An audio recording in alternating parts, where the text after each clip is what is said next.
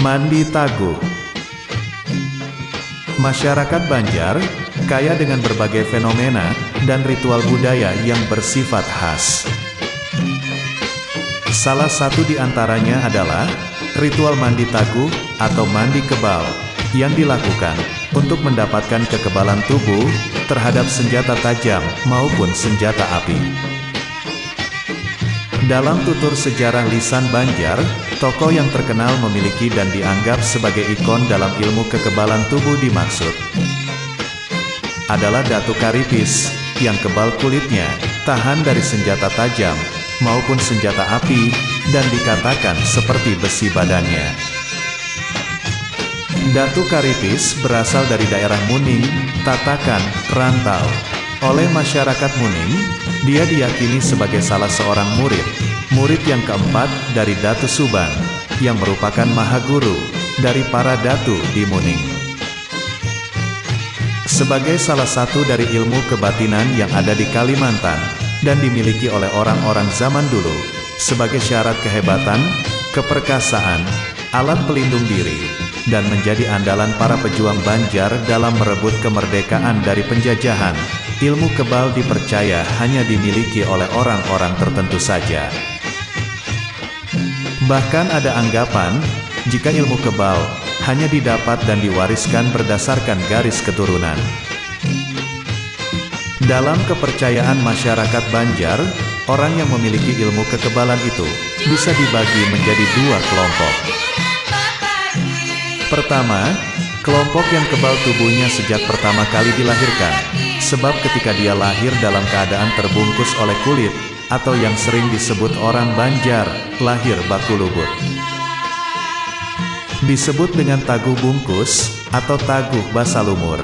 Kedua, kelompok yang memiliki ilmu kebal setelah melalui proses tertentu. Untuk mendapatkan kekebalan tubuh, memang banyak ritual yang biasa dilakukan oleh orang Banjar. Pertama, ada yang mendapatkan kekebalan tubuh dimaksud karena memakai jimat-jimat tertentu yang berwujud wafak-wafak. Rumusan-rumusan wafak ditulis di atas kertas, di atas baju dalam pria, baju baraja atau baju bawafak, atau dituliskan, dirajahkan, pada punggung, ditulis di cincin atau benda lainnya. Wafak yang ditulis di atas kertas, dan dibungkus dengan kain kuning, atau kain hitam disebut jimat. Jimat ini biasanya ditaruh di peci, dikalungkan atau ditaruh di kantong baju. Ada juga yang dijadikan ikat pinggang, yang disebut babatsal. Ada juga wafak yang ditulis di atas kertas lalu diuntal, ditelan. Kedua, ada yang mendapat kekebalan tubuh karena memakai benda-benda tertentu yang dianggap mengandung aura gaib dan kesaktian, mana misalnya picis mimang, rantai babi, cemeti, besi kuning atau wasi tuha, mustika ular, dan lain-lain. Rantai babi adalah benda yang terdapat di leher salah seekor babi liar, rajanya babi. Besi kuning adalah besi yang ditemukan dalam sarang tabuan pipit, yang sudah sangat tua. Tabuan pipit adalah sejenis lebah penyengat yang sangat berbisa, dan besi kuning konon adalah batu tempat mengasah sengatnya. Wasi tuha, besi tua, adalah sebutan untuk senjata kuno yang diwarisi turun-temurun, seperti keris, parang bungkul, mandau, tombak, badik, taji, dan lain-lain. Ketiga, mereka yang kebal karena meminum minyak-minyak sakti seperti minyak gajah, minyak rangka hiran dan atau minyak bintang. Bisa juga dengan menelan benda-benda tertentu, untalan. Keempat, mereka yang memiliki kekebalan tubuh, dengan cara melakukan pertapaan, atau semedi dengan mengamalkan bacaan-bacaan tertentu, secara berulang-ulang, yang dalam bahasa Banjar disebut dengan balampah. Balampah juga sering berarti, berpantang sesuatu selama waktu tertentu dalam rangka mencapai sesuatu. Menurut cerita, kegiatan balampah untuk memperoleh kekebalan, konon banyak dilakukan orang Banjar, pada saat Perang Kemerdekaan dan perang dengan Portugis. Di tahun itu, banyak orang datang ke kampung dalam pagar Martapura guna memperoleh jimat, baju bawafak atau barajah, babat sal, dan yang lainnya untuk mendapatkan kekebalan. Kelima, mereka yang memiliki kekebalan karena mengamalkan bacaan tertentu melalui wiritan, antara lain yang berwujud ayat Al-Quran, hisbe, pertahanan, syair atau pantun, dan bacaan-bacaan lain yang terkadang dicampur dengan rumusan bahasa Banjar. Keenam, mereka yang mendapatkan kekebalan tubuh melalui ritual mandi, yang disebut dengan mandi taguh atau mandi kebal.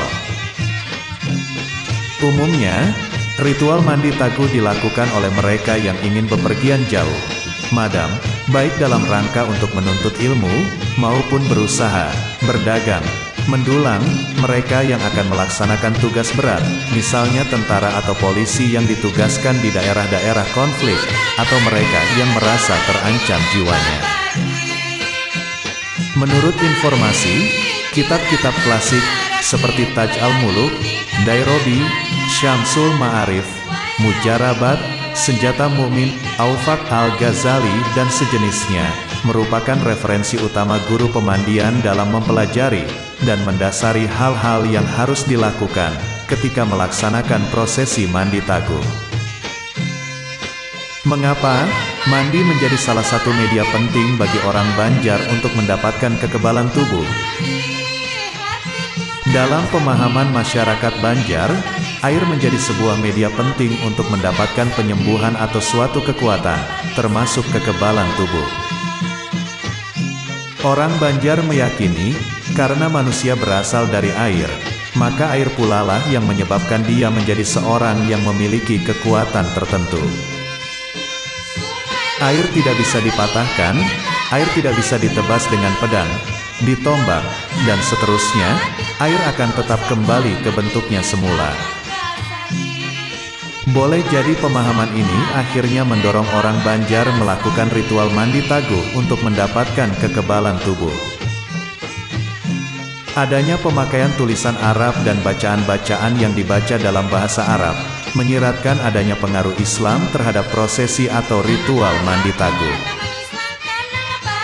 Walaupun, pemakaian benda-benda yang lain, seperti kain kuning, mantra, dan sebagainya juga menyimbolkan adanya pengaruh dari Hindu-Buddha, animisme dan dinamisme.